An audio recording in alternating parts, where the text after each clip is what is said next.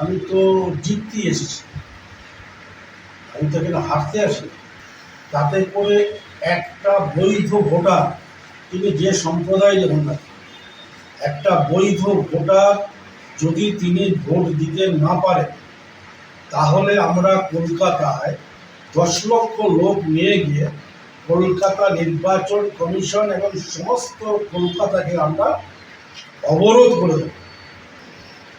আমি তো প্রভাব তো কোনো দলের দেখছি না। আমি ধরুন এখানে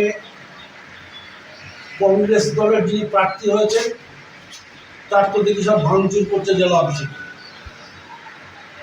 বিজেপির যিনি আছেন তার নামে তো এখানে এসে সব বিভিন্ন মানুষ তার সম্বন্ধে বলছে।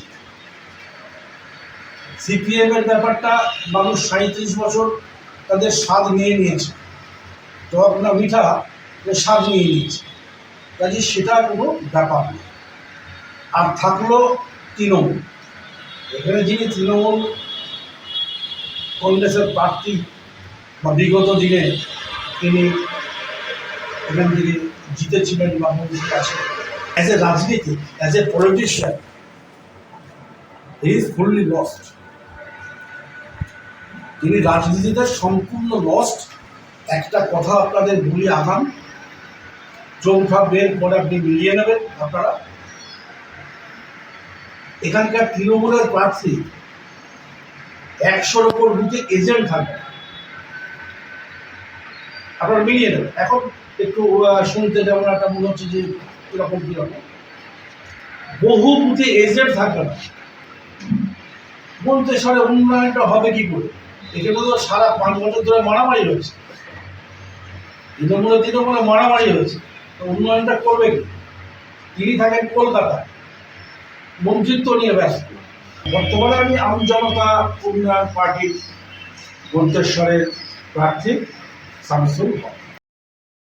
এরা জানে ভোট দিতে, এরা জানে বুথে পাহারা দিতে, কোথাকার কে এসছেন এখানে মুরলি করতে, এসব ধান্দাবাজি এখানে চলবে না। এটা মনে রাখবেন, এই ভোট হলো চ্যালেঞ্জের ভোট। বিজেপি চাইছে বাংলার ক্ষতি করে মুখ্যমন্ত্রীকে সরিয়ে দিতে।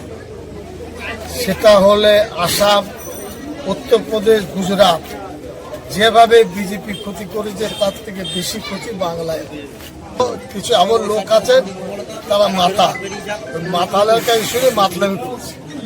ভোটের সময় দেখতে পাবে কে কোথায় থাকে, কোথাকার কে এসে ফতোয়া দেবে। মন্তেশ্বরে ঘাস কাটছে 5 বছর, মন্তেশ্বরের ভোটার সচেতন, এরা জানে ভোট দিতে, এরা জানে বুথে পাহারা দিতে।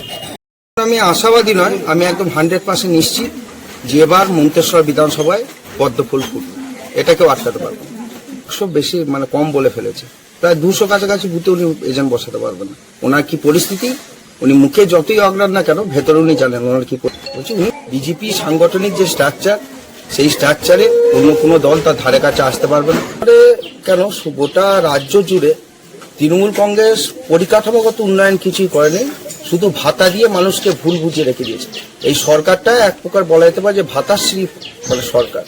আমরা ক্ষমতায় তো নিশ্চিত আসছি, আমরা ক্ষমতায় আসার পর মন্তেশ্বর রেল প্রকল্প, মন্তেশ্বর ফায়ার ব্রিগেড, হাসপাতালের উন্নতিকরণ করা এবং সাতগিছিয়া কলেজ, এটা আমরা মানুষের কাছে প্রতিশ্রুতি দিচ্ছি।